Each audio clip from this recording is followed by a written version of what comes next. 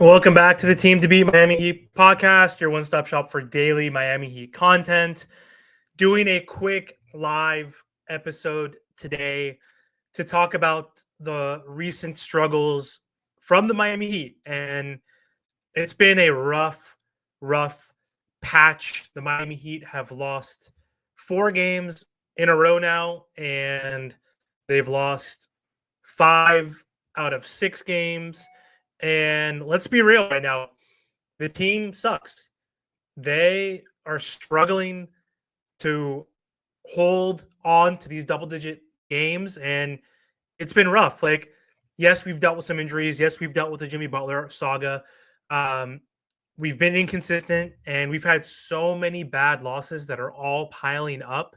And we need to talk about how bad this season is. And we need to continue to lose, in my opinion, at this point. And I don't mean by tanking. I don't think we should tank specifically by actually tanking by not playing Bam or Tyler, because we're not going to do that. The Miami Heat are not going to do that. But the Heat suck enough where we don't need to tank.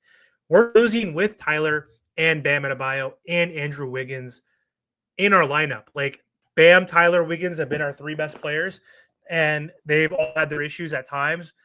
Bam, not so much. I don't think Bam's really had many issues. He's been playing spectacular for the past month or so, and his averages have gone up big time, and he's proving to be our best and most important player. And it's obvious that Bam is our best player, and a lot of folks were talking a lot of crap on Bam Adebayo, saying he's not a max player when he was struggling and in that slump. And I thought that was comical. Because he was struggling more so offensively early on in the season, and he's been dominating the last few months. And so it's not really on Bam Adebayo, because his, again, averages have gone up significantly again in the last month and a half or so. He's almost averaging 18 points now, 10 boards, 4.4 assists. So those numbers have gone up. But in the month of March and February, and like since All-Star break, like pre-All-Star break, Bam was averaging 16.7 points, 10 rebounds, 4.5 assists. Since All-Star break, he's averaging 23 points per game, 9.7 rebounds, 3.7 assists, 1.3 steals. He's shooting 36% from 3 versus 29% before All-Star break. So he's crushing it in the month of March so far. It's been 11 days, and they've played 6 games. He's averaging 26 points, 11 rebounds, 4.7 assists. So it's not on Bam Adebayo. I don't understand what the issue is and why the Miami Heat continue to struggle. It's baffling to me. The Heat, again, just night after night, are blowing double-digit leads, and again, it's inexplicable. Even Eric Spoelstra is scratching his head and doesn't understand why we are literally blowing so many opportunities against these bad teams. It's not just good teams. We're not losing just to the Cavs or the T-Wolves. We're blowing leads to the Charlotte Hornets and the Cleveland Cavalier, or not the Cleveland, Charlotte Hornets and the Chicago Bulls, excuse me. So I don't know what we're doing, but the Miami Heat are just getting crushed in the fourth quarter. I'll stop here for a second, though, just because it looks like my connection is a little off.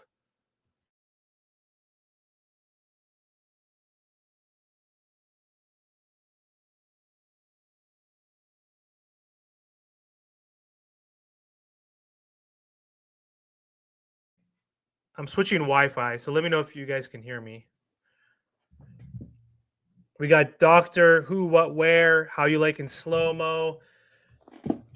Slow-Mo's fine. I mean, he's a solid veteran off the bench. He's stepping up for Jovic. He's not playing every single game. He's not fully in the rotation, so I do like Slow-Mo. But he's going to be on this roster for the next few years unless we make a trade this offseason and package him for another piece. Can you guys hear me now in the chat? Anybody in the chat?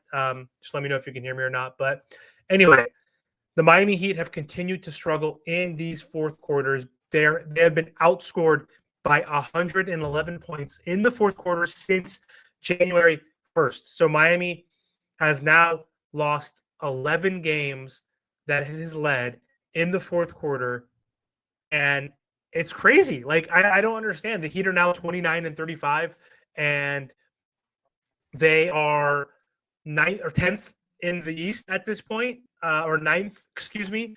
Um, the Chicago Bulls are 10th, so they are only 3 games ahead of the Chicago Bulls now. So this is a complete mess. The season is a mess. It all started with the whole Jimmy Butler trade dilemma, but since then, I mean, the Heat have been 13-20 since January 1st. They've lost 5 of the last 6 games. 7 out of the last games that they lost, they've blown a fourth quarter lead. The Golden State Warriors are dominating with Jimmy Butler, and we know Jimmy Butler is more locked in and trying harder on the Warriors. But the Golden State Warriors are 11-1 since trading for Jimmy Butler in the games that he's played. I think they're 11-2 overall, and the Miami Heat are not. We're 4-7 since the All-Star break, and it sucks, man. Like I don't know who we can blame. Like, yes, part of it is Eric Spoelstra. He's having a bad year this season. He's making bad decisions down the stretch. His substitution patterns haven't been the best, and his rotations haven't been the best. His call playing perhaps hasn't been the best, but it's not just on him. The Miami Heat are shooting 26% from 3 in these fourth quarters that we've been losing all these games where we've been outscored by 111 since January 1st. So it's not just on Spoelstra. It's on Tyler Hero for not being as effective. It's on Bam Adebayo for not being as dynamic on offense. It's on Haywood Highsmith and Jaime Jaquez for being in his slump. Like, it's crazy. Like, I don't understand. For 3 quarters, the Miami Heat respect the team, and then in the fourth quarter, they all of a sudden just shit the bed and don't respect the team and don't try and don't put in the effort on defense. Like, I think it's defense. Like, offense, for sure, some games become stagnant and they can't score and they allow teams to come back, but also it's the defense. Like, the defense is falling apart in the fourth quarter and they're getting destroyed. Doctor Who What Where says let Wiggins figure his place out. He's been looking good. Like, I don't put it on Andrew Wiggins. Like, he had 19 points or so last night. He had 20 something points the night before. It hasn't led to winning, so it's not just on him. Same with Tyler. Tyler's averaging 24 points per game, best scorer on the team, and he's all-star this season. He's playing his best basketball. He's obviously not been as great since post All-Star break. His three-point shooting went from like 44% in the beginning of the year to 37%. Still high, but not as good as where it should be.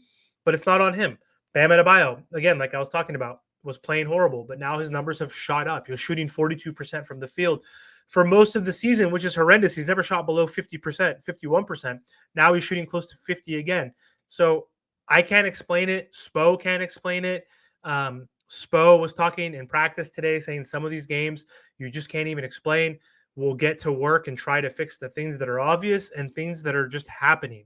I don't know what that means. Spo also has been pretty annoying with his post-game takes, but he's got to, like, obviously be positive. He can't say, hey, we suck. We have no talent. We don't try hard. He's not going to say that and throw his team under the bus, but he has his Spoisms, and he's basically saying you can fold the tent or you can keep on forging and forging and forging, and that's what our group is going to do. Like, of course, that means we're not going to tank. We're going to try to figure it out. We're going to play hard, kind of, until the fourth quarter for some reason, and we're going to see if we can win. And at this point, it behooves the Miami Heat to win because right now they have the 11th worst record in the NBA, and right now they have a 2% chance of getting the number 1 pick. They have a 2.2% for number 2, 2.4 for number 3, and 2.8% for number 4. They have a 77% chance at getting the 11 pick.